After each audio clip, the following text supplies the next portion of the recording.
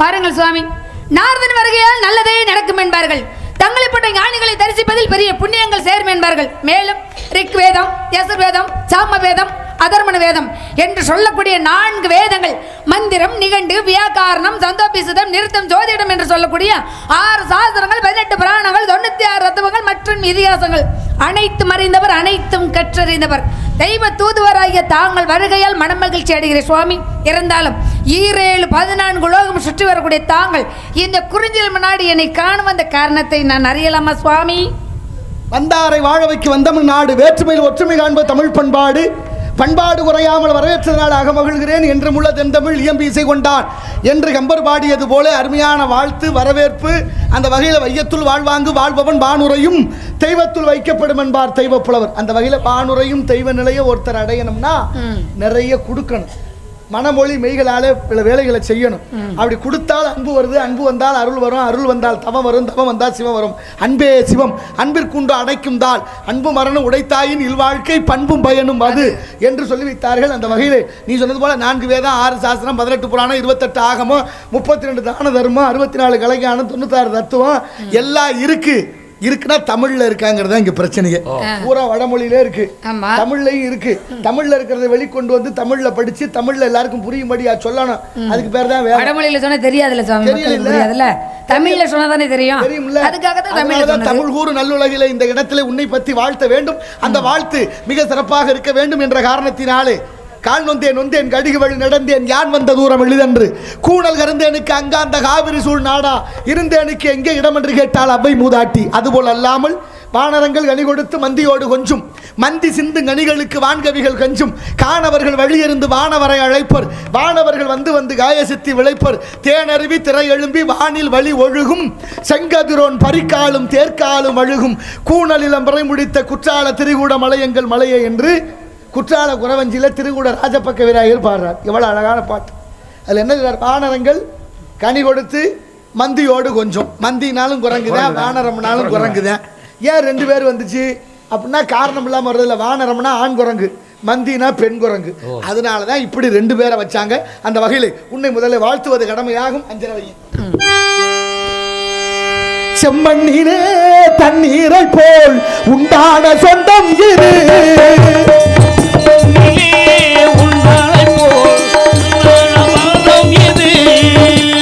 சிந்தாமணி ஜோதியை போல் உருவான பந்தம் இது, தங்கை அல்ல தாயானவள் ஓடி போட வாழ பொருளானால் ஒரு தங்கரகத்தில் மஞ்சள் இலவு, ஒரு தங்கரகத்தில் மஞ்சள் இலவு.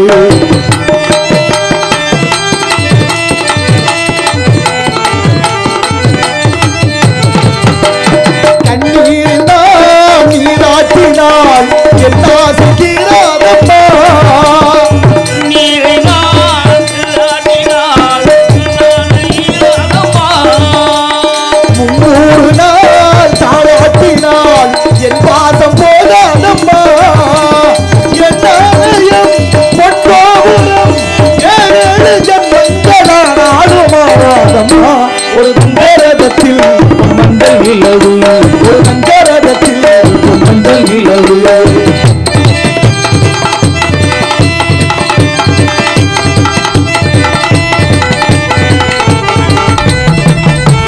ராஜாவை நான் ராசாத்திக்கு துணையாக பார்த்தேனம்மா, ராஜாவை நான் ராஜாத்திக்கு துணையாக பார்த்தேனம்மா, தேவர்களில் பல்லாக்கிலே பூவோட வைப்பேனம்மா, மனமங்கலம் திருக்குங்குமம் வாழ்ந்து பல்லாண்டு நான் பாடுவேன்.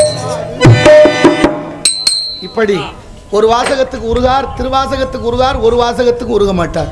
அத்தனை இலக்கியங்கள், இதிகாசங்கள், புராணங்கள், நடைமுறைகள், வரலாறுகள், இலக்கியங்கள் எல்லாம் நமக்கு நல்லதுன்னு சொல்லி கொடுத்துருக்கு, கெட்டதும் இருக்கு. ஏன்னா இரவு பகல் இன்ப துன்ப வரவு செலவு மேடு வல்ல இம்மை மறுமை இரு சுடர் இரு பிறப்பு அப்படின்னா நெல் விளையுதுன்னா நெல்லுக்கு இடையில சில பதறு இருக்கத்தான் செய்யும். அதனால் பதறுகளை போக்கி நெற்பணிகளை எடுத்து நல்ல விதமாக எப்படி உணவுக்கு தானியங்களாக பயன்படுத்துகிறோமோ அதுபோல் நல்லதை படிக்கும்போது நல்லது செய்யணும்னு வரணும், கெட்டதை படிக்கும்போது இதுபோல் செய்யக்கூடாது என்ற எண்ணம் வரணும். அதான் எண்ணம் தான் வாழ்க்கை. அதனால உன்னை பற்றி சில விவரங்களை நான் அறிய வேண்டும் என்ற அவா கேட்கவா? சுவாமி, என்னை பத்தி உங்களுக்கு எதுவுமே தெரியாதாக்கும்? தெரியும், எல்லாமே தெரியும். தெரியும்னா சுவாமி, எல்லாம் தெரிஞ்ச என்னை பற்றி அனைத்து விவரங்களும் தெரிந்திருந்தாலும் என் நாவால் சொல்ல வேண்டும், தாங்கள் செவியால் கேட்க வேண்டும் என்று ஆசைப்படுறீங்க. பாத்தியா, செவிக்குணவு இல்லாத ஒரு வயிற்றுக்கு மிய்யப்படும். ரொம்ப சந்தோஷமா இருக்கு. நல்லா படிச்சிருந்தாலும் சின்ன குழந்தையா இருக்கிற குழந்தைகிட்ட இருங்க சாமி, கேட்டுட்டீங்கல்ல, கொஞ்சம் வாயை முடிக்கிட்டு கொஞ்சம் பேசாம தான் இருந்தேன். இல்ல கேக்குறேன், இல்ல உங்க அம்மா அப்பா உங்களை பேசிக்கிட்டு இருக்க போதே பெத்துட்டாங்களே என்னமோ தெரியல. அது அவங்கள தான் கேட்க. என்னமோ பார்த்தா ஓட்ட பானையில நண்ட ஓட்ட மாதிரி பேச்சுத்தான். சரியா பேசலையா? ஐயா சாமி, சரியா பேசணும் உங்களை போய் சொல்ல முடியுமா? ஒரு பாட்டு இருக்கு தெரியுமா? இருக்கு சாமி, அதெல்லாம் இருக்கு. டங்கு டங்கு அதெல்லாம் இருக்கு. கொஞ்சம் பேசுறத கேளுங்க, அடங்குங்க. இல்லைங்க அங்கிட்ட சத்த புண்ணியத்துக்கு. நானும் பாக்குற கிளம்பி எம்பிட்டு நேரம் உட்காந்து கிடக்குறது. ஆனா உண்மையிலுமே சொல்றேன், அண்ணன் மாதிரி யாருமே கிடையாது. நல்லா ஓய்வு எடுக்கிறோம் உண்மையிலுமே. ஆமா ஆமா சுவாமி, பாருங்க. நல்லாரை காண்பதும் நன்று, நலமிக்க நல்லார் சொல் கேட்பதும் நன்று, நல்லோர் குணங்களை உரைப்பதும் நன்று, அவரோடு இணங்கி இருப்பதும் நன்று அப்படின்னு இருக்காங்க. நல்லவங்களோட சேர்ந்துக்கிட்டு தெரிஞ்சா அவரோடு அவரோடு எழுத்து உச்சாரிப்போட முதல்ல பேசி பழகிக்கங்க முதல்ல. ஆமா, என்ன நானா அப்புறம் என்ன உங்க அப்பாவை சொல்றேன், உங்கள்கிட்ட தான் சொல்லிக்கிட்டு இருக்கேன். நான் என்னமோ ஆச்சரியமா கேக்குறீங்க. நான் அப்படின்னு நான் என்ன உச்சரிப்பு எது எழுத்த மாத்தி சொல்லிட்டேனா? பேசி பழகிக்கங்க. இனிமே பேசலனாலும் இப்ப நான் இது வரைக்கும் ஒழுங்கா பேசல, கேட்டேன். அது எதுக்கு எல்லாத்துக்கு முன்னாடி நான் சொல்லிக்கிட்டு ராமசாமி பாக்குற வேலைங்க. கஜடத்தை பாருங்க, எங்க மண்ணா எரள வள்ளல வல்லினம் மெல்லின இடையினம் இனத்திலே ஒரு எழுத்து சேர்த்து தமிழ் தமிழடியாக பிறந்தது. யாமறிந்த மொழிகளிலே தமிழ் மொழி போல் இனிதாவது எங்கும் காணோம். இருப்பது இருப்பது அந்த ரா எங்க அழுத்தணும்னு கணக்கு இருக்கு. அதுக்காக சொல்ல வந்தா நீ உடனே என்னைய சொல்ற, நீங்க முதல்ல உச்சரிப்பா கத்துக்கங்க. இல்ல சாமி, நான் மட்டும் நீங்க மட்டும் இல்ல, நானும் அதை முழுமையா முதல் நான் கத்துக்கணும்னு சொல்றேன். சொல்லு, அதெல்லாம் நீ சொல்லிருக்க. ஏன் உங்களை சொன்னா ரோசம் பொத்துக்கிட்டு வருதோ? சொன்னா சொல்லு. இப்ப நான் என்ன தப்பா சொன்னா? உச்சரிப்பு சரியா இல்லைனா? இல்ல சாமி, அப்படியே இல்ல. உங்களை சொல்லுவேனா நானு? நீங்க யாரு? பிரம்மன் தொடையில பிறந்தவராச்சே. அதாவது நம்ம வாத்தியார்கள்லாம் யாரு? ஆமா ஆமா, குருமார்கள். அவங்க பேரை காப்பாத்தணும்ல. ஊரஜங்குடி கணேசன் கோச்சுக்குவார். இந்த மாதிரி எல்லாம் போயிடணும். எங்க ஐயா ஜோதிக்கு போய் அது மாதிரி எல்லாம் எழுதி கொடுத்து அப்படியே ரொம்ப வருத்தப்படுவார். எங்க ஐயா யாரு தெரியுமா? ராஜப்பா ஐயா. முத்தப்பா அது கழிப்பிடிக்கல. முத்தப்பா எனக்கு வாத்தியாரை கூட்டிட்டு போய் படிக்க வச்சது. முத்தப்பாவுக்கு யார் வாத்தியாரோ அவர் தான் எனக்கு வாத்தியார். எனக்கு அப்புறம் எங்க ஐயா யாருக்கும் சொல்லி கொடுக்கல. ராஜப்பா, ஜி.என். ராஜப்பான்னு. அப்புறம் ரெண்டாவது ஒரு ராஜப்பா இருந்தாரு, கண் பார்வையற்ற ராஜப்பா. நம்ம கோயில்பட்டியில வந்திருக்காங்க என் மகன் ராஜா, அவங்க வீட்டுல இருந்தாரு தெரியுமா? அவர்கிட்ட கொஞ்சம் காலம் படிச்சேன். இப்படி இந்த நாட்டுல நிறைய குருமார்கள் எனக்கு ஹார்மோனியம் வாசிப்பார். அப்படி மகத்துவமான சந்தப்பா, விருத்தப்பா, தாலிசைப்பா, குச்சகைப்பா, எந்தப்பா வந்துடணும் அந்த அப்பாவுக்கு ஈடாகாதுன்னு எங்க அப்பா ராஜப்பா இந்த அப்பாக்கள் எல்லாம் உருவாக்கி வச்சுட்டு போனாரு. ஆனா அவங்க பேர் காப்பாத்துறதுக்கு தான் இந்த வல்லினம் மெல்லினம் மிக முக்கியமா. நகரத்தை உச்சரிப்பு சரியா இல்லைன்னா இந்த தமிழுக்கு பெருமை இல்லை. இருக்கணும் சாமி, எழுத்து உச்சரிப்போட பேசினாதான் அந்த வார்த்தை கேட்கறதுக்கு நல்லா இருக்கும். சரி, இப்ப என்ன சொல்ல வர்ற? என்னைய குறை சொல்லிட்டேன். சரி பரவாயில்ல, இருக்கத்தானே வேணும். இப்படி ஒரு ஆள் இருக்கு. குறை சொல்றேன்னு சொல்லாதீங்க. உங்களை போய் நான் குறை சொல்ல முடியுமா? நீங்க எல்லாம் என்னை வளர்த்து விடணும். சாமி கோச்சுக்காதீங்க. நான் கோவமா நினைக்கல, நான் அது யதார்த்தமாவே கடந்து. அது என்ன சொல்ல நீங்க வச்சுக்க மாட்டீங்கன்னு எனக்கு தெரியும். சரி, அறியாம பேசுற போது என்ன செய்ய? நம்மோட புள்ள தப்பு பண்ணிட்டா என்ன செய்ய போறோம்? அதாவது சொல்லி கொடுப்போம். கற்றது கையும் மண்ணால் கைமண் அளவு, கல்லாதது உலகளவு. உற்ற கலைமடைந்து ஓதுகிறாள் மெத்த, வெறும் பத்தையும் கூற வேண்டாம் புலவீர், எறும்பும் தன் கையில் எஞ்சான் அப்படின்னு இருக்கான். கற்றது கைமண் அளவு அப்படின்னா என்ன சுவாமி? கற்றது கைமண் அளவுனா அந்த காலத்துல பள்ளிக்கூடத்துக்கு போற போது இந்த மாதிரி கரும்பலகை சிலேட்டுன்னு சொல்றோம்ல, அது இருக்காது. பாட புத்தகம் நோட்டு புத்தகம்லாம் இல்லையா. அங்க இருந்து போற போது ஒரு கை மண் அள்ளிக்கிட்டு போகணுமா. மண்ணை கொண்டு போய் வாத்தியாருக்கு முன்னால் அதை பரவி வச்சு வாத்தியார் சொல்ற மாதிரி மணல்ல எழுதி எழுதி பழகினாலும் அதான் கற்றது கை மண்ணளவு. கல்லாதது உலகளவுன்னு சொல்றாங்க. உலகத்தை விட பெருசா இருக்கு படிக்க வேண்டியது. இந்த ஒரு பிறவி பத்தாது. வான்குருவின் கூடு வல்லருக்கு தொல்கரையான் தேன் சிலம்பி யாதருக்கு வல்லோமை என்று வறுமை கூற வேண்டாங்கான். எல்லாருக்கும் ஒவ்வொன்றும் எளிது. அவ்வளவு இருக்கு இந்த உலகத்துல. நான் என்ன நினைக்கிறேன் தெரியுமா? கற்றது கை மண்ணம் சொல்றோம்ல, ஒரு கை மண்ணை அள்ளிட்டு கையை விரிச்சிட்டோம்னா மண்ணு பூரா கொட்டிடும்.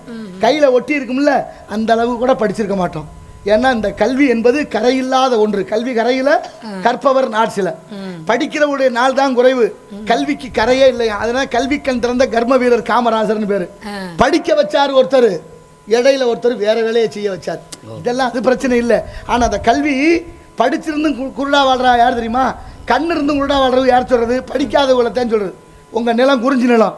ஆமா, குறிஞ்சி நிலத்துக்குன்னு ஒரு தன்மை இருக்கு. இருக்கு. கவையாகி கொம்பாகி காட்டகத்தை நிற்கும் அவையெல்லாம் நல் மரங்கள். சபை நடுவே நீட்டோலை வாசியா நின்றான் குறிப்பறிய மாட்டாதவனே மரம். மரத்துக்கு எந்த ராணா வருது? எந்த ராணா சாமி வருது? 2 ராணா இருக்குமா? எனக்கு கேட்டு தெரிஞ்சுக்கணும் முயற்சி பண்ணாதீங்க. சரி, நீ சொல்லி கொடுத்தாதான் என்ன குறைஞ்சா வருவேன், இல்ல உங்க அப்பா மட்டும் முதல்ல குறைஞ்சு வருமா? என்ன எவ்வளவு பெரிய ஆள வாத்தியாருன்னு சொல்றீங்க, அப்புறம் என்கிட்ட கேட்டுக்கிட்டு மரம் அப்படின்னா அறத்துக்கு வரக்கூடிய ராணா. ஆனா அந்த பெரிய வல்லின ராணான்னு ஒண்ணு இருக்கு, அது அறம் என்ற தர்மத்தை தாங்குவது. அப்ப மரத்துக்கு ஒரு தன்மை இருக்கா? படிக்காதவங்கள்ட்ட ஒரு கடிதத்தை கொடுத்தா என்ன பண்ணுவாங்க? வேடிக்கை பாப்பாள வாசிக்க தெரியாது. அதனாலதான் கண்ணு இருந்தும் குருடா வாழ்வதுன்னு. இந்த கண்ணுக்கு ஒரு பார்வை வேணும்னா முதல்ல கல்வி அறிவு பெற வேண்டும். சரி இருக்கட்டும். அதனால இப்ப இன்னைக்கு அமாவாசை இல்ல சாமி? ஆமா, இன்னைக்கு ஆடி அமாவாசை. அருமையான ஒரு நாள் இல்லையா? இந்த ஆடி அமாவாசைன்னு சொல்றாங்கல்ல, இதுக்கு என்ன சிறப்பு? எதனால இந்த ஆடி அமாவாசையை கொண்டாடுறாங்க? எதுக்கு திதி கொடுக்கணும்னு போறாங்க? ஆடி அமாவாசை மாசம் அமாவாசை வருது. ஆடி அமாவாசையும் தை அமாவாசையும் ரொம்ப முக்கியமா கருதப்படுது. ஏன்னா முன்னோர்களுக்கு தர்ப்பணம் கொடுக்க சொல்லி வைத்திருக்கு புராணத்துல. நம்ம முன்னோர்களுக்கு ஒரு எள்ளும் தண்ணி இறைக்கணும். அதை கொண்டு அங்கதான் இறைக்கணும்னு இல்லை, மனசார அம்மா அப்பா மனதில் வச்சு அந்த தண்ணீரில் கொண்டு போய் அந்த எள்ளும் தண்ணி வச்சு இது காகத்தில், அது காகத்துக்கு சோறு எள்ளும் பிசைஞ்சு வச்சு இதை மாதிரி செய்தால் நவக்கிரகங்களுடைய பலன் தான் இங்கே எல்லாருக்கும் வந்து சேருது. அமாவாசை உருவாகிறதுக்கு காரணம் என்னன்னா, சூரியனும் சந்திரனும் ஒரே நேர்கோட்டில் சந்திக்கிற நாள் தான் அமாவாசை. இது திதி கொடுக்கறதுக்குன்னு போறாங்களே சுவாமி, அது என்ன காரணம்? அதே பற்றி முன்னோர்களுக்கு சாந்தி கொடுக்கணும்னு சொல்லப்பட்டிருக்கு. அவங்களுடைய ஆத்மா அலைஞ்சுக்கிட்டே இருக்குமா, அவங்களை நம்ம கவனிச்சுக்கிட்டே இருந்தோமா நம்ம வாழ்க்கை சிறக்கும்னு சொல்லப்பட்டிருக்கு சாஸ்திர விதிகள். அதையும் அது வந்து மூட நம்பிக்கையோட இப்படித்தான் செய்யணும் அப்படிலாம் இல்லை. மனசார ஒரு ஏழைக்கு ஒரு வேளை சோறு போடலாம், ஒரு காகத்துக்கு சோறு வைக்கலாம், பசுமாட்டுக்கு காய்கறி வாங்கி வைக்கலாம், ஒரு பச்சரிசி வாங்கி வைக்கலாம். இது மாதிரி சின்ன சின்ன விஷயங்களிலே முன்னோர்களை நம்ம மகிழ்விக்கலாம், தப்பே இல்லை. இன்னும் ஒரு சின்ன ஒரு விஷயம் தான் சாமி. அது என்ன? அத வந்து அட்சய திருதிகை அப்படின்னு சொல்றாங்க. என்ன வெறும் கேள்வியா கேட்டுட்டே இருப்ப அவளுக்கு? இல்ல சாமி, நான் கேட்கவா? ஒண்ணு கேளுங்க. நான் என்னமோ வேண்டாம் நான் சொல்றேன், என்னமோ நான் கேட்டுக்கிட்டே இருக்கேன், உங்களை கேட்க வேண்டாம்னு சொல்லல. கேளுங்க சாமி. அப்படி இல்லம்மா, அதாவது நீங்களும் கேட்கணும் நானும் கேட்கணும், அதுக்கு தான் நம்மள கூட்டிட்டு வந்திருக்கிறோம். கேள்விகள் கேட்பதெல்லாம் பகுத்தறிவு வளர்ப்பதற்கு தான். ஆமா ஆமா, நான் என்ன ஆனாலும் கேள்வி கேட்குறது சில நேரத்துல சிக்கலாகி போயிரும் தெரியுமா உனக்கு? ஏன்? குதிரைக்கு கடிவாளம் போட்டது மாதிரி ஆயிடும். அப்படி என்ன சொல்றீங்க? காரணம் புரியல. குறிக்கோள் பறந்து விரிந்து போய் குதிரை எப்படி நடக்கும் சொல்லு? எப்படி நடக்கும்? குதிரை கண்ணுக்கு சேனம் கட்டுறதுன்னு சொல்லுவாங்க. ஆமா, கடிவாளம்ங்கிறது வாயில இருக்கும், கண்ணை மறைக்கிறது. ஏன்? ஏன்னா குதிரை 2 காலும் இப்படி நடக்கும். எப்படி தெரியுமா? தெரியாது. 4 காலையும் 4 பக்கம் நடக்குமா? சரிங்க சார். குதிரையை நேரா போக வைக்கணும்னா கண்ணுல சேனம் கட்டணும். சரி, அப்படி குதிரை மாதிரி போக கூடாது. அந்த குதிரை வேகத்தை பயன்படுத்தலாம். இப்ப எதுக்கு இத சொல்ல வர்றீங்கன்னு எனக்கு புரியல, சொல்லுங்க. எதுக்கு சொல்ல வர்றீங்க? கேள்வியை கேட்டுட்டோம்னா சிந்தனை அந்த கேள்வியிலே இருக்கும். ஆமா, பறந்து விரிந்து 10 பேச்சுகள் அங்க வராம போயிடும். அதுக்காகத்தான் பெரும்பாலும் நான் அதை கையாடுறது இல்ல. சரி, எல்லா விஷயத்தையும் சொல்லணும். நம்ம ஏதோ கொஞ்சம் தெரிஞ்சு வச்சிருக்கோம், அதுல மக்களுக்கு ஏதாவது ஒண்ணு விதைச்சுக்கிட்டே இருக்கணும். கண்டிப்பா. நீ சொன்னது மாதிரி இப்ப என்ன கேட்டேன்? அட்சய திருதிகை. அட்சய திருதிகை சித்திரை மாதத்துல வருது. அந்த அட்சய திருதி என்ன அர்த்தம்னு கேக்குறேன். அதுக்கு என்ன எடுக்கிறதுக்கு, என்ன வாங்குறதுக்கு, என்ன செய்யறதுக்கு ஒரு சிறப்பான நாள். வியாபார யுக்தின்னு ஒண்ணு இருக்குமா? ஒருத்தர் ஒரு 25 தேங்காய் ஒரு இடத்துல குமிச்சு வச்சிருக்காரு. இன்னொருத்தர் ஒரே 2 இடத்துல தேங்காய் ஒரு 500 தேங்காய் இருக்கு. 2 இடம், 2 கடை. ஒரு கடையில தேங்காய் 20 ரூபான்னு எழுதிருக்கு, ஒரு கடையில தேங்காய் 30 ரூபான்னு எழுதிருக்கு. இப்ப எது கூட்டம் கூடும்? கம்மியா இருக்கிறதுக்கு தான், விலை குறைச்சிருக்கிறதுக்கு தான். அந்த 20 ரூபா தேங்காய்க்கு ஒரே கூட்டம். இங்க 30 ரூபாய்க்கு போட்ட கடைக்கு ஒருத்தர் இல்ல. இப்ப அந்த கடை வியாபாரம் வேகமா நடக்கவும் இந்த கடை முதலாளிகிட்ட வந்து ஒருத்தர் சொல்றாரு, ஏயா 10 ரூபா குறைச்சி போயிருக்காருல்ல, நீ 10 ரூபா கூட வச்சா யாரு வாங்குவா? ஒரு 1-2 கூட இருந்தா கூட வாங்கிட்டு போயிருவாங்க. 10 ரூபா கூட வச்சிருக்க? இல்ல அந்த கடையை நம்மகிட்ட தான் விக்கெட்டும், அதுக்கப்புறம் அள்ளிக்கொண்டு வச்சுக்கோம் நானாயுமே. அப்படியா? இது வியாபார யுக்தி. இப்ப அச்சய திருதி ஏன் வந்து தெரியுமா? தங்கம் வாங்குங்க கோடீஸ்வரர் ஆகலாம்னு கிளப்பி விட்டாங்க. எங்க பெத்த ஆத்தா மாருங்க கூலி வேலை செஞ்சு கடனை வாங்கி காப்பாவன் அரப்பவன் வாங்கலான்னு ஒரே ஓட்டமா போய் அங்க வாங்க போனா நகைக்கடைக்காரர்கள்லாம் கொண்டாட்டம் தாங்கல. பக்கத்துல ஒரு வட்டி கடைக்காரர் ரொம்ப கவலையோட உட்கார்ந்து இருக்காரு. ஏன்டா அப்படி கவலையா இருக்கிற? நகை கடை ஒரு ரொம்ப சந்தோஷமா இருக்குன்னு நினைக்கிறியா? அதுக்கெல்லாம் இல்லடா, நாளைக்கு இங்க வந்துருவாங்க, பணம் தயார் பண்ணணும், எல்லாத்துக்கும் கொடுக்கணும். அந்த ஆளு வட்டிக்கு வச்சுதானே ஆகணும். இப்ப தங்கத்துல எவ்வளவு சிக்கல் இருக்கு தெரியுமா? தங்கம், சுத்த தங்கம், பசுந்தங்கம், சொக்க தங்கம், அபரஞ்சி தங்கம் 4 இருக்கு. அபரஞ்சி தங்கம்னு 2 இருக்கு. அந்த அபரஞ்சி தங்கம் 2 எங்க இருக்குன்னா, ஒன்னு அழகர் கோயில்ல இருக்கு, ஒன்னு கேரளா பத்மநாத சுவாமி கோயில்ல இருக்கு. அதை திருட வந்தவங்க தான் நம்பூதிரிகள் 18ஆம் படி கருப்பரா மாறி போன அது ஒரு கதை. ஆனா அந்த தங்கத்துக்குள்ள எவ்வளவு வேலை நடக்குது தெரியுமா? தங்கம் தங்கமா இல்ல, 24 சுத்த தங்கம். 24 தங்கத்துல நகை செய்ய முடியாது. அதுல 2 குறைக்கணும், அதுல 2% செம்பு சேர்க்கணும். செம்பு சேர்த்தா தான் நகை செய்ய முடியும். தங்கத்துக்கு என்ன விலையோ 2% போடுற செம்புக்கும் அதே விலையை போடுறேன், தப்பு இல்ல. இப்போ செய்கூலி கொடுக்குறோம், சேதாரம் கொடுக்குறோம், நகைக்கு காசு கொடுத்துட்றோம், கூலியும் கொடுத்துட்றோம். சேதாரம் போடுறதுக்கு தங்கத்தை போட்டுவிட்டு காசு நம்மகிட்ட வாங்கிடுறாங்க. நகை வண்டி வரும்போது சேதாரத்துக்கு போட தங்கங்கன்னு யாரும் கேட்கல. அவன் கோடி சொன்னாங்கன்னா நம்ம தெருக்கோள். சரி, அது போட்டோம். வாங்கின தங்கத்தை வாங்கின கடையில விற்க கொண்டு போனா பழைய தங்கம்னு விலையை குறைக்கிறேன். தங்கம் தங்கம் தானே, என்ன பழசு புதுசு, எடை தானே கூடணும் குறையணும். அப்போ எப்படி மக்களை முட்டாளாக்குறாங்க பாருங்க. இப்போ அந்த தங்கத்தை வாங்கி உரசி பாப்பா மச்சம் சரியா இருக்கான்னு. உரசுறதுக்குன்னு ஒரு கல் இருக்கு, அதுக்கு பேர் உரைகல்லுன்னு பேரு. உரசிட்டு கொடுக்கறதா நமக்கு தெரியும். அவர் என்ன பண்ணுவார் தெரியுமா? நம்ம வந்ததுக்கு அப்புறம் தேன் மெழுகுன்னு ஒரு மெழுகு இருக்கு, எலுமிச்சம்பழம் அளவு வச்சிருப்பாங்க. அந்த மெழுகு எடுத்து அந்த கல்லுல உருட்டுவாங்க. ஏன் உருட்டுறாங்க? நம்ம ஒரு நகையை உரசினார்ல, அந்த தங்கம் ஒரு 10 மில்லி 20 மில்லி கல்லுக்குள்ள போயிடும். அந்த கல்லுக்குள்ள இருக்க தங்கத்தை மெழுகுல ஏத்துறது. இப்படியே உருட்டி உருட்டி உருட்டி உச்சி வச்சிருந்து உருட்ட முடியாத ஒரு நாள் வரும்போது மெழுகை தூக்கி நெருப்புல ஓட்டா தங்கம் தனியா மெழுகு தனியா போயிடும். அவன் மணக்காரனா, நீ மணக்காரனா? சரி, இதை விடு. அச்சய திருதி எது கொண்டாடுறான்? இதெல்லாம் சொல்லக்கூடாதுன்னு எனக்கு ஒரு கட்டுப்பாடு இருக்கு. சங்கத்துல வந்து சொல்லிட்டாங்க நகைக்கடைக்காரெல்லாம். இதெல்லாம் கவிராஜ் எல்லாம் அருமையான கேள்வி, மக்கள் எல்லாம் தெரிஞ்சுக்கக்கூடிய விஷயம் தானே. கவிராஜ் எல்லாம் பேச சொல்லுங்க, இந்த நகை கடையை மட்டும் பேசாதீங்க, கொஞ்சம் சொல்லி வைங்க. அப்படியா? என்ன செய்ய? ஆனா உண்மையிலேயே இந்திய தண்டனை சட்டம் அரசாங்கம் அறிவிக்குது தங்க வாங்குறவங்களுக்கு 33% இழப்புன்னு. ஆனாலும் இந்த மக்களுக்கு யார் சொல்லி கொடுப்பா? யார் சொல்லுவா? அதான் ரொம்ப ஏக்கமா இருக்கு எனக்கு. இப்ப அது போகட்டும், வாங்கின கடையில விற்க முடியல, வாங்கின ஊருக்குள்ள ஒரு கடைக்கு ஒரு கடை வித்தியாசம் இருக்கு, எவ்வளவோ அக்கப்போர் இருக்கு, இவ்வளவு நடக்குது. ஆனா தங்கம் தான் உலகத்தினுடைய பொருளாதாரத்தை நிர்ணயம் பண்ணுது. நிர்ணயம் பண்ணுது இல்ல, தங்கம் எவ்வளவு வளர்ச்சி இருக்கோ அதுக்கு தகுந்த பொருளாதார நிர்ணயம். எங்க முன்னேறி இருக்கிறோம்? இல்ல இல்ல இல்ல. சரி, வேற என்ன சந்தேகம்? அச்சயம்னா அள்ளி அள்ளி கொடுப்பது, அங்க வந்துருவோம். அச்சய பாத்திரம்னு ஒண்ணு இருக்கு. அச்சய பாத்திரம் வச்சிருந்தது பாஞ்சாலி. அமுத சுரபின்னு ஒரு பாத்திரம் இருக்கு, அது மணிமேகலை. மணிமேகலைக்கு கொடுத்தவன் ஆபுத்திரன் என்ற மன்னன். அந்த மணிமேகலைங்கிற பாத்திரத்திலிருந்து காய சண்டிகை என்ற ஒரு பசியை போக்குனா யானை தீ என்ற பசி. அது யாருனால வந்துச்சுன்னா, ஒரு முனிவருக்கு வந்த நாவற்கனியை காலால சிதைச்சிட்டா, அதனால உனக்கு யானை பசி பிடிக்கட்டும்னு அவர் சாபம் கொடுத்துட்டார். அந்த பசியை போக்க அமுத சுரபிக்கு என்ன அர்த்தம்னா, அல்ல அல்ல குறையாது, எவ்வளவு வேணாலும் அள்ளிக்கிட்டே இருக்கலாம். அச்சய பாத்திரம் என்னன்னா, சாப்பாடு போட்டுட்டு கழுவி கவுத்தாச்சுன்னா மறுநாள் தான் எடுக்கலாம். இப்ப பாஞ்சாலி வச்சிருந்த அச்சய பாத்திரம், அமுத சுரபி மணிமேகலை வச்சிருந்தது. இந்த பாத்திரத்திலேருந்து எப்படி அச்சய திருதி என்ன சாப்பாடு போட்டாலோ, அச்சய திருதி அன்னைக்கு ஏழைகளுக்கு சோறு போடணும், அரிசி வாங்கி வைக்கணும், அது போல தண்ணி குடத்தில் நிறை குடம் வைக்கணும். முடிஞ்சா பெரிய கோடீஸ்வரர்கள் ஒரு 2 கிராம் 1 கிராம்ல யாருக்காவது தாலி வாங்கி மாங்கல்ய தாரம் பண்ணணும். ஏழைகளை வாங்கி வைக்க சொல்லி சொல்லி கொடுக்கல. இதைத்தான் செய்ய சொன்னா குசேலருக்கு வசதி வந்தது அச்சய திருதி அன்னைக்கு. அச்சய திருதி அன்னைக்கு சிவபெருமானுக்கு அன்னபூரணி பிச்சையிட்ட நாள்.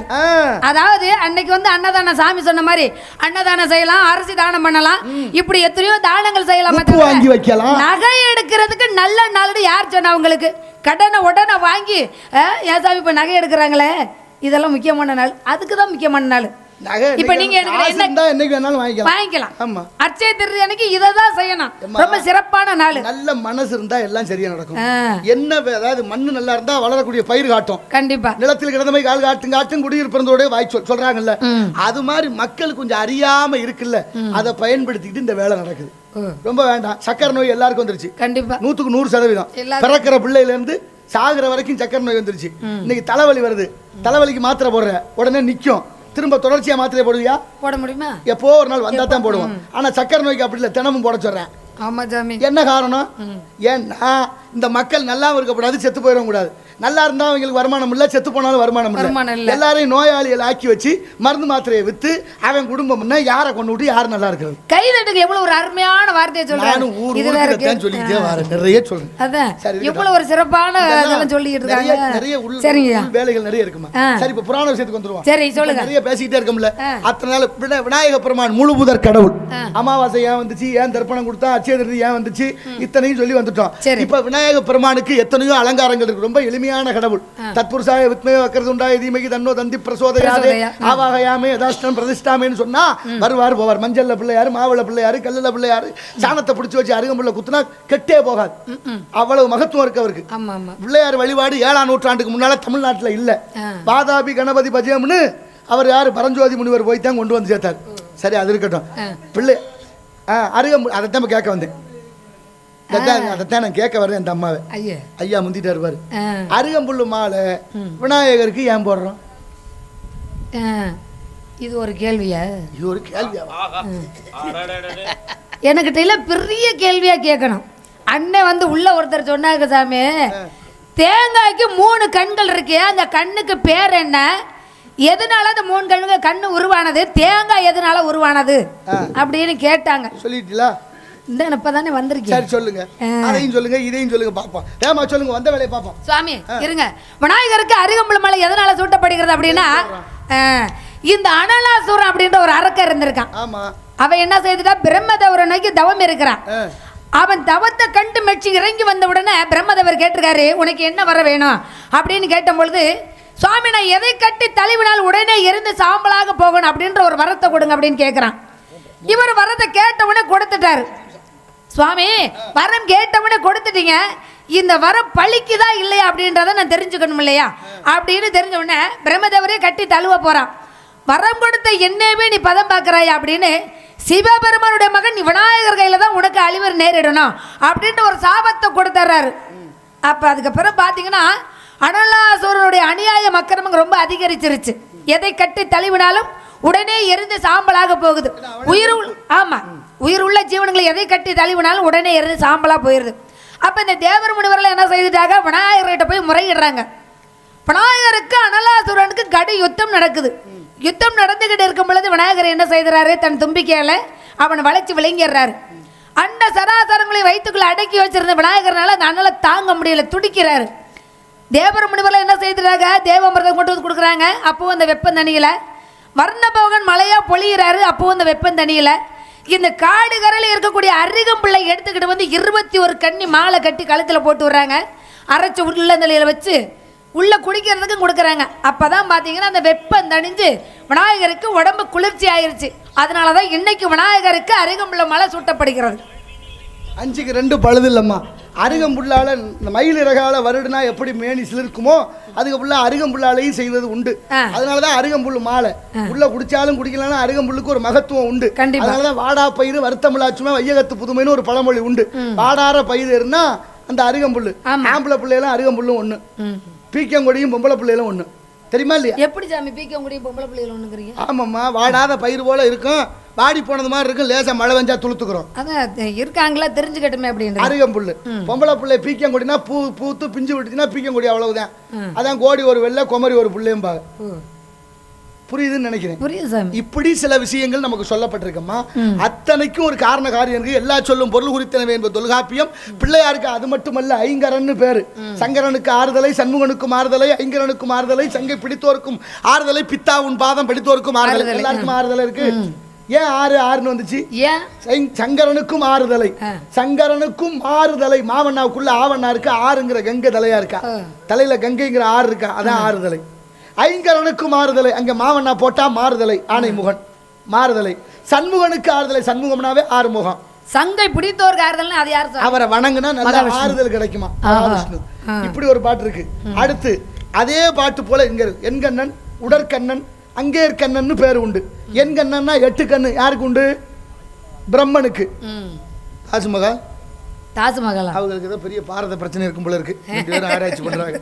இருக்கட்டும். அதனால இப்படி நிறைய விஷயங்கள் தமிழுக்குள்ள சூட்சமான நிறைய இருக்குமா. கரை கண்டவர் இந்த உலகத்துல ஞானிகள் அஷ்டாவதானம், தசாவதானம், சதாவதானம்னு இருக்கு. அஷ்டம்னா 8, தசம்னா 10, சதம்னா 100. 100 விஷயங்களை கிரகிக்கக்கூடிய ஒருத்தர் இருந்தாரா நம்ம நாட்டுல. இன்னைக்கு இருக்க நாகல் கோயில் பக்கத்துல இடர் இல்லா குடி மருவி இடலாக்குடி. அவர் வேறு செகுத்தம்பி பாவலர் மரக்காயர் இஸ்லாமியர். அவர் சதாவதானியாக இருந்திருக்கிறார். இப்ப 8 விஷயத்தை கிரக பேராவூரில் இருந்திருக்கிறார். இப்படியெல்லாம் நாட்டில் ஞானிகள் வாழ்ந்த உலகம் இந்த நாடு. அவ்வளவு பெரிய மகத்துவமான சதாவதனிகள் வாழ்ந்த நாடு. கேள்வி, இந்த புராணத்தில் உள்ள நாரதரையும் நாரதர் வள்ளியலையுமே கேள்வி கேட்குற நீங்க காசை கொடுத்து ஓட்டு வாங்கிட்டு போனவங்கள 4 கேள்வி கேட்டீங்கன்னா நல்லா இருக்கேன். சொல்லலைன்னா என்ன செய்யணும்? சரி, அறுவாள் எடுத்து வெட்டுறீங்க. நடக்கட்டும் போங்க. சரி, எல்லா நன்மைக்கு தர்மத்தின் வாழ்வு தன்னை சூதுகவி இறுதியில தர்மம் வெல்லும். அதனால இந்த இடத்துல நீ என்ன செய்து கொண்டிருக்கின்றாய்? காவல் பாக்குற சாமி. அந்த காவலை பத்தி கதையோட ஒரு பாட்ட பாடணும் இல்ல? அப்படியா? அது வேற இருக்கா இல்லையா? ஐயா, அத மறந்துட்டியா? சரிங்க தான் பாடலாமே. பட்டு விழி கக்கையடு மொழி மாதே பட்டு விழி கக்கண்டு மொழி மாதே பட்டு விழி கற்கண்டு மொழி மாதே வாழ்ந்து வைக்கும் நாடது சொல் போதே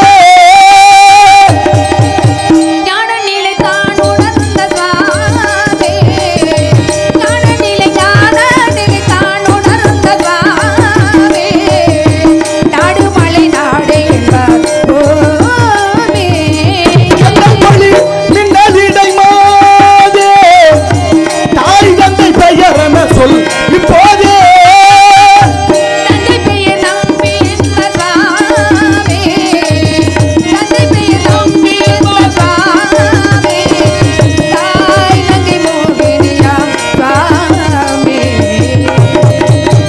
நாடு தொண்டை நாடு, தொண்டை நாடு, நிலம் குறிஞ்சி நிலம், புளிஞ்ச நீளம். இங்க மனுஷனுக்கிட்ட ஒரு நேர்மை இல்ல, மனுஷன் ஒரு கொள்கையில இருக்கிறது இல்ல.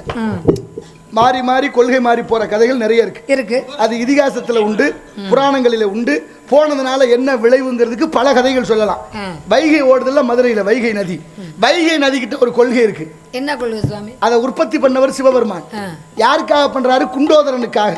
சாப்பிட்டு முடிச்சாச்சு, தண்ணி இல்ல, ஒரே தாகம், தண்ணி தாகமா இருக்கனாரு. அவர் சொன்னாரு வைகைன்னாரு, கையை வச்சாரு, வைகை உற்பத்தி ஆச்சு. அதுக்கு முன்னால அது யாருக்கு பேர் வேற. அதுக்கு முன்னால ஒரு ஆறு அங்க ஓடுது.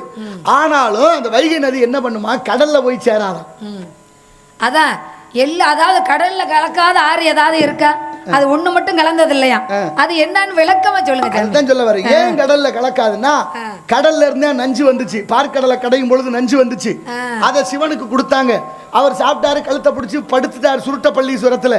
அப்படி எங்க அப்பா தான் என்னை உற்பத்தி பண்ணாரு. யாரு? வைகை சொல்லுது, என்னை உற்பத்தி பண்ணது எங்க அப்பா சிவன். சிவனுக்கே நஞ்சு கொடுத்தது கடல். அந்த கடல்ல போய் நான் சேர மாட்டேன். அதுக்கு எப்படி பாடுறாரு பாருங்க. நாரி பாகனுக்கு நஞ்சை கொடுத்துட்டா வாரியில் கலக்கா வைகை நதினு பேரு. வாரினா கடல், நாரி பாகன்னா சிவபெருமான். சிவபெருமானுக்கு நஞ்சை கொடுத்த கடல்ல சேர மாட்டேன்னு ஒரு நதி, ஒரு கொள்கை பிடிப்போட இருக்கு. இங்க கொள்கையும் இல்ல, ஒரு கன்றாவியும் இல்ல. காசுக்கா எதை வேணாலும் என்ன வேணாலும் போகலாம், என்ன வேணாலும் அப்படியா இருக்கிறது. சரி, இப்ப என்ன வந்தது வரங்காட்டி வண்டு வெள்ளி கற்கண்டு மொழி மாதேன்னு சொன்னீங்கல்ல, காரணம் என்ன? எதுக்காக வண்டு வெள்ளின்னு வரணுச்சீங்க? இப்ப வண்டுகளாக மாதிரி பலரும் பல காரியங்களை சாதித்தது உண்டு. கர்ணனுடைய மகாவிஷ்ணு வண்டாக மாதிரி குடைஞ்சாரு. அசுரகுரு சுக்கராச்சாரியர் வண்டாக மாதிரி மகாபலி சக்கரவர்த்தியை காப்பாற்ற முயன்றார். பிரிங்கி முனிவர் வண்டாக மாதிரி சிவனை மட்டும் சுத்தி வந்த காரணத்தினால் சக்தி கோபம் அடைஞ்சாங்க. அது காரணமாக தான் அர்த்தநாரீஸ்வரர் என்ற ஒரு அமைப்பு உண்டானது. திருச்செங்கோடு அசோகவனத்தில் சீதை உயிருடன் இருப்பதை விபீஷணர் வண்டாக மாறி போய் ராமனிடம் நல்ல செய்திகளை சொன்னார். வண்டின உருவம் கொண்டான், மாணவன் வனத்தில் போனான், தண்டனை இருக்கதானே பெருக்கன சார்ந்ததானே, கண்டன நண்பரே கணங்களாய் ஒருத்துலாவி உண்டில என்ன செய்த மோவியம் ஒய்க்கின்றல என்று அனந்த ராமாயணம் விபீஷண வண்டா போன கதையை சொல்லுது. சொல்லிதே முடிக்கலையே, இந்த வாயை வச்சு கூட கொஞ்ச நேரம் சும்மா தான் இருந்தாங்க. அக்கங்கவும் சரி என்ன பண்றது அப்படின்னு அனுசரிச்சு போறேன், வேற ஒண்ணும் இல்ல. நாளை பின்ன ஜாமி நம்ம ஊருக்கு வரணும் போகணும். நான் நிறைய அவர் கூட நிறைய நாடகம் வாங்கி வச்சிருக்கேன். எங்க பாருங்க அண்ணனும் நானும் தான் இப்ப நிறைய போய்கிட்டு இருக்கான். அதனால சரி இன்னைக்கு கொஞ்சம் விட்டு கொடுத்து போகலாம், பொறுமையா போகலாம். என்னத்தை கொண்டு போறோம். இருந்தாலும் இறந்தாலும் பேர் சொல்ல வேண்டும். இவர் போல யார் என்று ஊர் சொல்ல வேண்டும். போன வருஷம் பங்குனி மாசம் 24ஆம் தேதி சிவகங்கை தொடர்வண்டி நிலையம் இருக்குல்ல, அங்கே ஒரு நாடகம் நடந்துச்சு. இப்படி பேசிக்கிட்டு இருந்தேன். கூட்டத்துல இருந்து ஒரு தம்பி மேலே ஏறி வந்தாரு. அவருக்கு ஒரு 8 வயசு இருக்கு. நல்ல சிவந்த நிறம், கால் சட்டையோட, நெத்தியில சிவச்சின்னத்தோட, கழுத்துல ருத்ராட்சத்தோட வந்தார். மேடைக்கு வந்தோன்னு ஒரு கேள்வி கேட்கிறாரு. என்ன பார்த்தா, ஐயா நான் ஒரு கேள்வி கேட்பேன், பதில் சொல்லுங்கன்ட்டார். எனக்கு ஒரு வினாடி தம்பிச்சு போனேன். நானே இது மாதிரி நடந்ததே இல்லையே, என்ன பெரிய ஆச்சரியமா இருக்கு. அப்புறம் ஒன்றும் சொல்ல முடியல. சரி கேளுங்க தம்பின்னு அந்த தம்பி என்னை ஒரு கேள்வி கேட்டாரு. கடல்ல கப்பல் கவிழ்ந்தாலும் கன்னத்துல கை வைக்கப்படாதுங்கிறால எந்த கண்ணம்னாரு.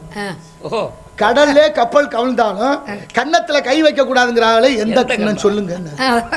சஷ்டி அன்னைக்கு உண்மையிலேயே நான் ஒரு வினாடி தம்பிச்சு போனேன். முருகா என்னை சோதிக்கிறதுக்கு இந்த வேலையா இந்த சிறுவன் மூலமா வந்திருக்கிறியப்பான்னு யோசிச்சுட்டு எனக்கு தெரிஞ்ச கருத்தை நான் பதில் சொன்னேன். கப்பல்ல கடல்ல கப்பல் சொல்லுவாள். சாயந்தர நேரத்தில் பொம்பளை பிள்ளை யாரோ ஒருத்தர் கவலையா இருந்தா என்னடா அது கடல்ல கப்பலை கவுந்து வச்சு கண்ணத்தை கையை வச்சுக்கிட்டு போ அப்படின்னு சொல்றோம்ல. இப்ப அதை கேட்டுவிட்டாரு. அந்த காலத்துல கடல்ல சம்பாதிக்க போவாங்கல்ல, திரைக்கடலோடையும் திரவியம் தேடுன்னு. அப்படி போறது புயல் மழை வெள்ளத்துல கப்பல் கவுந்துரும். அப்படி கப்பல் கவுந்துட்டா பொருள்கள்லாம் சேதமாகி போயிடும். அப்படி ஒண்ணுமே இல்லாத சூழ்நிலை வந்தாலும் அடுத்த வீட்டில் கை வைக்காது. அதுக்கு தான் சொன்னா கண்ணம்னா களவு, திருட்டு வேலையில கை வைக்காதடான்னு சொல்லி வச்சாங்க.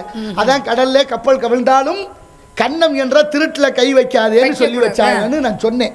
அந்த தம்பி மகிழ்ச்சி அடைஞ்சிட்டு சொன்னாரு, ஐயா இதை எல்லாருக்கும் சொல்லுங்க ஊருக்கு அப்படின்னு சொல்லிட்டு கிளம்புறாரு. நான் கேட்டேன் உங்க பேர் என்னன்னு கேட்டேன். வள்ளின்னு சொன்னேன். அவரை கேட்டம்மா. அவரை கேட்டீங்களா? அதே சொல்லி முடிக்கும்னா நீ இன்னும் முடிக்கலையா நீங்க? அந்த பையன் சொன்னாரு பேரு முத்துக்கருப்பேன்னாரு. உண்மையிலேயே முருகன் தான் முத்துக்கருப்பனா வந்து என்ன சோதிச்சிருக்கிறாரு. இப்ப கடல்ல கப்பல் கவர்ந்தாலும் கன்னத்துல கை வைக்காதேன்னா களவு செய்யாதேன்னு அர்த்தம். கண்ணம்னா திருடு சொல்லுவாள், கண்ணக்கோள்னு. அந்த வேலை செய்யக்கூடாதுங்கிறது அதுக்கு அர்த்தம். அதனால நிறைய விஷயங்கள் இருக்கு, நம்ம கத்துக்க வேண்டியது நிறைய எவ்வளவோ இருக்குமா. அதனால இந்த இடத்துல என்ன செய்து கொண்டிருக்கின்றார்? காவல் பார்த்துட்டு காவல் திணைக்காவல் காக்க முடியுமா? என்ன காக்க முடியுமானா? காவலை காக்க முடியுமா? காவலை தானே காத்துக்கிட்டு இருக்கான். முடியல இல்ல. என்ன முடியலன்னு நீங்க எப்படி சொல்றீங்க? முடியலன்னு நான் இல்ல சொல்லணும். முடியல அப்படின்னா நீங்க எப்படி அந்த வார்த்தையை சொல்லலாம்? எஞ்சான் உடம்புக்கு சிரசு, சிரசு தான். சிரசுக்கு கண்கள், கண்கள், கண்களுக்கு இமைகள். இப்ப என்ன தெரிஞ்சுக்கிறீங்க? எது கேக்குறீங்க? இந்த கண்ணுல இமை இருக்குல்ல, தானா மூடுதா நீ நினைச்சு மூடுறியா? தானாதான் அதான் மூடுது. அப்படி மூடி மூடி திறக்கிற அதான் அனிச்ச செயல்னு பேரு. சரி, தானாவே மூடுது இல்ல. தானா மூடி திறக்கிற இமையையும் தாண்டி கண்ணுக்குள்ள தூசு விழுந்துருது. எப்படி காப்ப? தூசி தானா இயங்குற இமையையும் தாண்டி கண்ணுக்குள்ள தூசு விழுந்துருது. அப்புறம் எப்படி காக்க முடியும்? எடுத்துக்கொண்டது என்ன பண்றது? நம்மள அறியாம அது தூசி விழுறதுன்னு வேணும்னே வந்து விழுகுது. சரி, கல்வர் பெரியதா காப்பார் பெரியவரா? சுவாமி என்ன பொறுத்தவரை கல்வர் தான் பெரியவர். அப்போ சரி, ஒத்துக்கிடுச்சு, பிரச்சனையில விட்டுருங்க. அதனால பெண்களுக்குரிய பருவங்கள் என்ன எடுத்த உடனே ஒத்துக்கிட்டா அது என்ன அர்த்தத்தை விளக்கத்தை சொல்லுங்க. நான் சொன்னேன் கல்வர் பெரியவர்னு சொன்னேன். நீ எப்படி சொல்லலாம்னு கேளுங்க. இல்ல சொல்லுங்க. சொல்ற திட்டம் போட்டு திருடுற கூட்டம் திருடிக்கிட்டே இருக்கு, திருடி கொண்டே இருக்கு. திட்டம் போட்டு தடுக்கிற கூட்டம் தடுத்துக்கிட்டே இருக்கு. திருடராய் பார்த்து திருந்தாவிட்டால் திருட்டை ஒழிக்க முடியாது. இங்க பிள்ளைங்க கிள்ளி விட்டு தொட்டிலையும் ஆட்டி விடுற வேலை தான். யாரு பூனைக்கு மணி கட்டுறதுங்கிறது தான் பிரச்சனையே.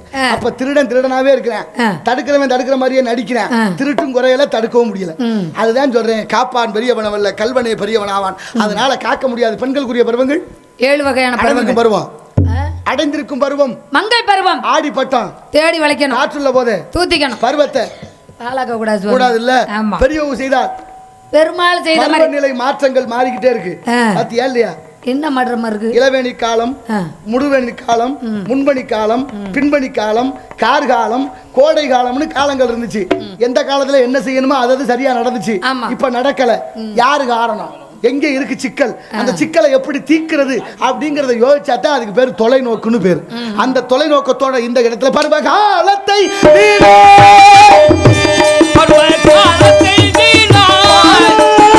விடலாமோ அம்மா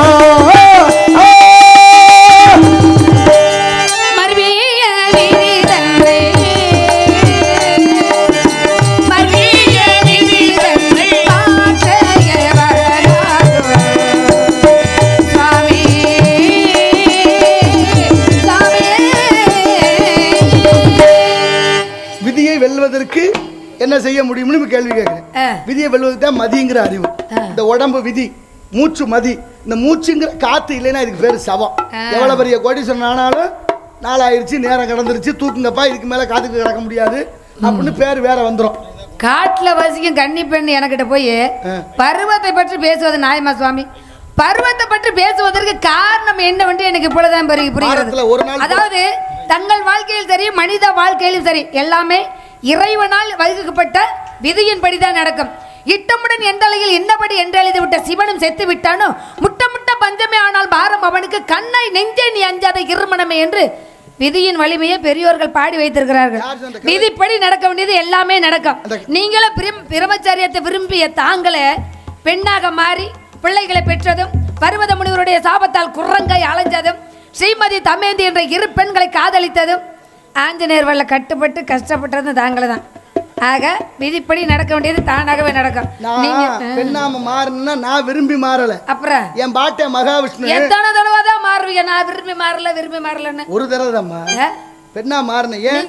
தாளத்தோச மன்னனை கூட மான சரஸ்வதம் என்ற ஏரியில மூழ்க வைத்தார். மகாவிஷ்ணுடைய அந்த புறத்துக்கு போற மகாலட்சுமியோட இருக்காரு என் பாட்டனும் பாட்டியும். நாரதா கொஞ்சம் கூட தன்மை இல்லாம வர்ற நாங்கள் ரெண்டு என்ன செஞ்சு பேசிக்கிட்டு இருக்க, நீ வரலாமான்னு கேட்டார். மாயை வென்றவன் தான் நான், அவ்வளவுதான். எவ்வளவு அகங்காரமா இருந்தாலும் தப்பு தானே, அதை உணர்த்துவதற்காக நடத்தப்பட்ட நாடகம் அது. அப்படி இல்லை இங்க காரணம். எதையுமே நம்ம ஒரு எடுத்துக்காட்டா சொல்லும் போது அது சரியா இருக்கான்னு பார்க்கணும். சொன்னிய ஸ்ரீமதிங்கிற பெண்ணை விரும்பினதுனாலதான் பிரச்சனை வந்துச்சு. அம்பரீஷன் மகள் ஸ்ரீமதிய. காரணம் என்ன, மறு ஜென்மத்துல நான் காத்திருந்தேன் பொண்டாட்டிய, நேத்து வந்தேன் கூட்டி போனவன் நீ கூட்டிட்டு போயிட்ட. யாரு என் பாட்டனை கேட்கறேன். அப்படி சொல்லுங்க, கையங்கிட்டு நீட்டாதீங்க. சட்டி சறுக்குனா சாட நமக்குன்னு இப்படி எல்லாம் ஒரு புத்தியா? அதை விட நான் புராணம் தான் சொல்றேன். அப்ப ஸ்ரீமதிங்கிற பெண்ணை விரும்பினது நானு பர்வதரும் போனோம். நாங்க ரெண்டு பேரும் ஒருத்தருக்கு ஒருத்தர் தெரியாம போய் மகாலட்சுமி கேட்டுக்கிட்ட வரோம். எனக்கு ஒரு சுயவரம் இருக்கு, எனக்கு இன்னொருத்தருக்கும் போட்டி. அதில் எதிராளி முகம் குரங்கு முகம் ஓட்டும்னு அவர் கேட்டு வந்தார். நான் போய் கரடி முகம்னு கேட்டு வந்தேன். ரெண்டு பேரும் ஆளுக்கு ஒரு பக்கமாக இருக்க. இடையில சுந்தர புருஷனா வந்து என் பாட்டன் கூட்டிகிட்டு போயிட்டார். அப்போ தான் சாபத்தை கொடுத்தோம். ஓ மனைவி ஒருத்தன் தூக்கிட்டு போவேன், உதவிக்கு நாங்கள் ஆண்டா வரணும்னு. அதான் ராமாயண கதை. புரியுதா இல்லையா? ஒவ்வொரு கதையை நகர்த்துவதற்கு ஒரு காரணத்தை ஒரு முடிச்சு போட்டே வச்சிருப்பாங்க. அந்த முடிச்சு அவுக்குறதா நம்மளுடைய வேலையை. அதனால இங்கே எதுக்காக வந்திருக்கிறேன், ஏன்னா இந்த பருவகாலம் பாலாச்சுன்னா நாள் போயிடும், நாள் போனால் வயசு போயிடும், வயசு போனால் அழகு போயிடும், அழகு போனால் யுவதி என்ற பட்டம் போயிடும். இத பத்தி உங்களுக்கு அக்கறை இல்லைன்னு நினைக்கிறேன். இத பத்தி உங்களுக்கு தேவை இல்லைன்னு நினைக்கிறேன். அக்கறையோட பேசுறேன். ஏன்னா நான் உனக்கு ஒரு அப்பா மாதிரி. அப்பாவா? ஆமா. நீங்க எல்லாம் எனக்கு அப்பா மட்டும் இருந்திருந்தா குழம்புக்கெல்லாம் தூக்கி மட்டும் கொண்டிருப்பேன் உங்களை எல்லாம். இப்ப தயாரி அரமனை கோழி முட்டை அம்மிக்கல்ல உடைச்சது குழவிக்கல்ல தூக்கி போட்டு மண்டே உடைக்கிறியா? ஆமா. அப்பா மாப்பிள்ள என்ன பாத்துட்டு வந்திருக்கீங்க, எதுக்கு இங்க வந்திருக்கீங்க, சீக்கிரம் சொல்லுங்க. இப்படி பிள்ளைய பெற்றிருந்தா எப்படி கொடுமை. ஒரு பெத்த பிள்ளை பொம்பளை பிள்ளைய அப்பாவை ரொம்ப நேசிக்குங்க. பெண் குழந்தை தான் அப்பாவுக்கு ரொம்ப பிடிக்கும். அப்பாவை ரொம்ப பிடிக்கும் பெண்களுக்கு. பொம்பளை பிள்ளைங்களுக்கு அப்பாவை தான் ரொம்ப பிடிக்கும். ஆனா இந்த அப்பனை எனக்கு பிடிக்கல. சரி, ஏதோ கோவத்துல இருக்க அந்த பிள்ளை, அதனால சரி விடுமா, நீ அப்பெல்லாம் கோவப்படாத. உனக்கு பிடிச்ச மாதிரி ஒரு மாப்பிள்ளை பார்த்து வந்திருக்கேன். மாப்பிள்ளையா? நீங்களா? ஏன் ஜாமி ஆகாய மார்க்கமா வந்தமா, வள்ளியை பார்த்தமா, ஆசீர்வாதம் செஞ்சமா, போனமான்னு இருக்கணும்.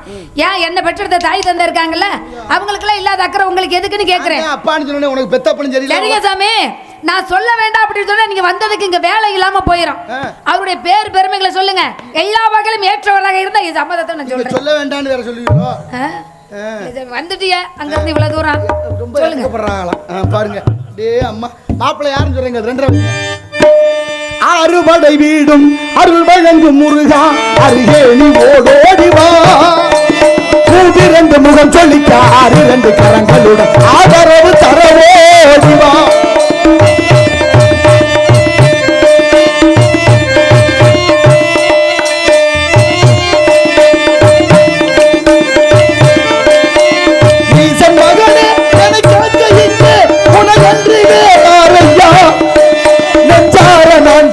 பஞ்சாமிர்தம் கொடுக்கும் ஒரு தெய்வம் நீதானையா,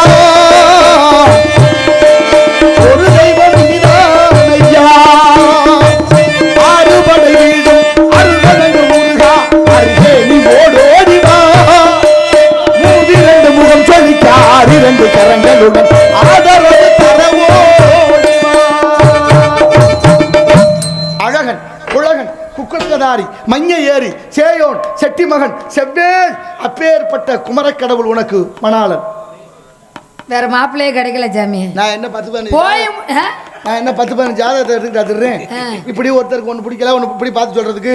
அதாவது எங்களுக்கு பிடிச்சிருக்கணும்ல, உங்க சௌரியத்துக்கு நீ பார்த்துட்டு வந்து அப்புறம் தான் கல்யாணம் செய்துக்கணும் அப்படின்னா அது என்ன? நான் சௌரியத்துக்கு கேக்குறேன். இப்ப முருகன் யார் சாமி? நடிக்காத. என்ன நடிக்கிறாங்க? அவர் தான் விரும்புறே தெரியுது. எப்படி நான் விரும்புறேன்னு உங்களுக்கு எப்படி தெரியும்? பச்சை பசப்பி அச்சிலாம தேர ஓட்டினாலாம். அது மாதிரி என்ன நடிப்பு, உலக நடிப்பா இருக்கும் போல இருக்கு. என்ன சாமி சொல்லவும் சொல்றீங்க?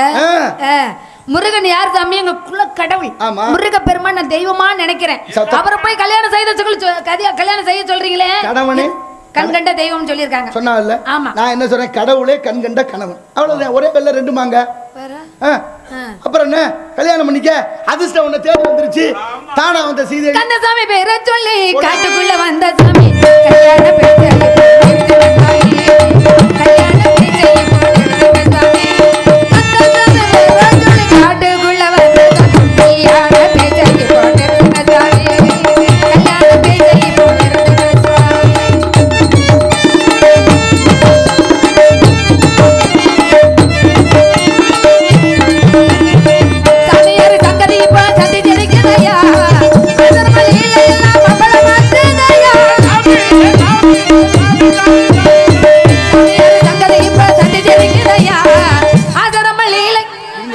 எங்க சந்தி சிரிக்குது இங்க வைக்க யாரு எழுதி கொடுத்தா உனக்கு பாட்டு? சாமியார் சங்கதி இது யார் தெரியுமா சாமி? பூவரசங்குடி கணேசன் எழுதி அவரா கொடுத்தாரு. எழுதி கொடுத்தாரு. ஆமா. என்ன பண்றது அவரு? ஒரு சாமியார் வேதம் போடுறவர் சந்திரிக்கு எழுதி கொடுத்துருக்காரு. பொழுது விடியட்ட வச்சுக்கிறேன். நீ சொல்லு, கதை சொல்லு. உங்களை மாதிரி அவரும் பெரிய ஆள். அது சரி, தப்பு இல்ல. சந்தி சிரிக்குதுன்னா என்ன விஷயம் சொல்லு. ஏன் சாமி சந்தத்துக்கு உங்களுக்கு தெரியாதா? ஆமா. சாமியார் சங்கதி இப்போ சந்தி சிரிக்கலையா? அகரமலையில எல்லாம் மகள் வந்தனையா? உங்கள் போய் ஏதோ ஒரு விளக்கம் இருக்குது. கூட்டத்துக்கும் எனக்கு என்ன சம்பந்தம் இருக்குது? கன்னி பொண்ணு என்னிடம் வந்து பேசலாம். காதலுக்கு தடையாக இருந்துவிடலாமா? சாமி பகல் வந்த நீயான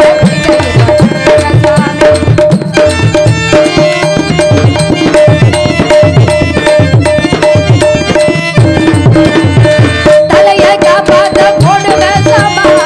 தந்திரமா என்னிடம் வந்தது வீணாதாமா. தலையை காப்பாத்த போடுவ சாமா. தந்திரமா என்னிடம் வந்தது வீணாதாமா. பேச்சிலே போய் ஏதோ ஒரு விளக்கம் இருக்குது. உங்க கூட்டத்துக்கும் எனக்கு என்ன சம்மதம் இருக்குது? கன்னி பொண்ணு என்னிடம் வந்து பேசிடலாமா? காதலுக்கு தடையாக இருந்திடலாமா?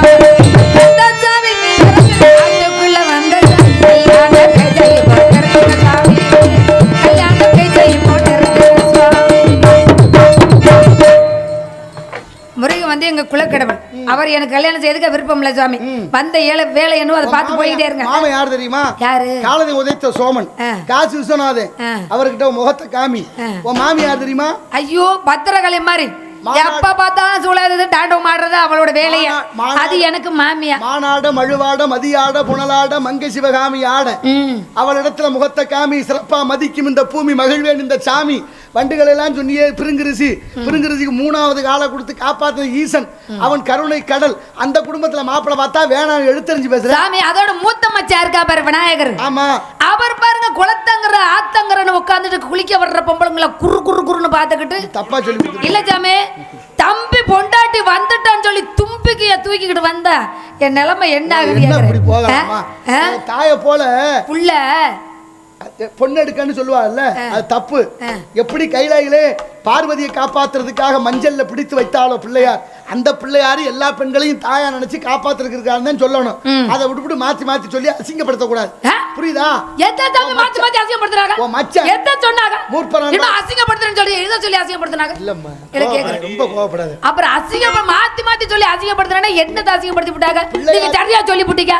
கேளு. பிள்ளையாருக்கு இப்படி ஒரு பேர் வச்சிருக்கா பாரு. தாய போல பொண்ணு எடுக்கதான் ஆத்தங்கரல பிள்ளையார் உட்கார்ந்திருக்காங்க. ஆமா, அது தப்பு. எங்க அம்மா மாதிரி அழகா வந்தாதான் கல்யாணம் பண்ணிக்குவேன். அப்படி இல்ல, தாயை காத்தது போல மற்றவரையும் காக்க. அவருக்கு 15 மனைவி இருக்கா தெரியுமா இல்லையா? சித்தி புத்தி வல்லவை கேசனி மோகை காஜினி 15 மனைவி இருக்கு. சித்தியும் புத்தியும் யாரு? எங்க தங்கச்சி.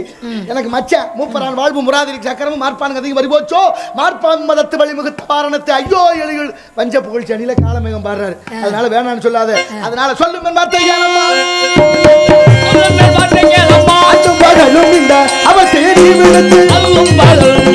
அவத்தை நீ விடுத்து கைவரிசை செல்லாது போல் வந்தாலும் கைவரிசை செல்லாது போல் பொய்யான தவ வேணும் உனைந்து வந்தவரை பொய்யான தவ வேணும் உனைந்து வந்தவரை உமையில் கோள் சொர்க்க புகழும் நாரதர் கைவரிசை செல்லாது போல். செல்லும் செல்லாதுக்கு செட்டியாருமான வர சொல்றேன். நீ அவரை திருமணம் பண்ணிக்க. நீங்க எங்க அவரை விட சொல்ற மாதிரி நிக்கிறீங்க? இன்று பொழுது அஸ்தமனம் ஆவதற்குள் அந்த சிக்கல் சிங்கார வேளவனை வர செய்து உன்னை திருமணம் செய்து கொடுக்காவிட்டால் எங்கே நாரதனும் அல்ல, அணிந்திருப்பது பிரம்ம முடிச்சும் அல்ல. சத்தியம் சத்தியம் சத்தியம். வருவான் வைத்தியநாதன் மகன். அது வரைக்கும் இரு பத்தியம். நீங்க இந்த வேலை பாக்குறதுக்கு வேற எந்த வேலையாவது பார்க்கலாம். போயிட்டு வாங்க. கோவம் வருமா? எதுக்கு சாமி கோவம் வருது? வேற வேலைனா என்ன? தேவையில்லாம ஏன் உங்களுக்கு கோவம் வருது? வேற வேலைக்கு நீங்க என்ன முருகனுக்கு மாமனா மச்சானா மாப்பிள? என்னப்பா அதுக்கு என்ன கூட்டி கொடுக்கறதா உங்களுக்கு வேலையா? இல்ல கேக்குறேன். கொடுப்பது எங்க கோத்திரத்திலேயே இல்ல. ஆட்டு சொல்லல, அத பேச்சா நீங்க தான் புடிச்சிட்டீங்களே. பிறந்தவனோ பத்தவனோ ஒரு பொம்பளை பிள்ளைய 4 பேர் அறிய ஒரு கையில புடிச்சு கொடுக்கணும். அப்படி குடுக்கலைன்னா அந்த பிள்ளை எவங்கையாவது புடிச்சுக்கிட்டு போயிடும், குடும்பம் நடுத்தருக்கு வந்துடும். அப்படி வரக்கூடாதுன்னு அக்கறைப்பட்டு உனக்கு பெத்தப்பா இல்ல வளர்த்தப்பன் இல்ல இந்த சித்தப்பன் கல்யாணம் பண்ணி வைக்க வச்சா என்னைய பார்த்து கூட்டி அல்ல மண்ணு புள்ள வருது கோவம் வருதா வருதா கோவம் வருதா சத்தியமாக போங்க சாமி வருவான், போங்க போங்க போங்க பாவம் போயிட்டாரு நாரதர் பயந்துக்கிட்டு ஓடிட்டார் உங்களை பார்த்து ஆமா சரி விடு இன்னொரு மெடல் பார்த்துக்குவான் முருகா நாரதர் வந்து முருகனை கல்யாணம் செய்துக்கணும் அப்படின்னார் அதாவது மனசு தான் வாய் தான் வேண்டாம் வேண்டாம்னு சொல்லுதே தவிர மனசு கேட்க மாட்டேங்கிறது விரைவில் வந்து என்னை திருமணம் செய்து கொள்ளுங்கள் முருகா முருகனுக்கு ரோஹரா முருகனுக்கு ரோஹரா ரோஹரா. ரோஹரா வேணா வேணா அப்படி அவன்தான் எனக்கு உயிர்.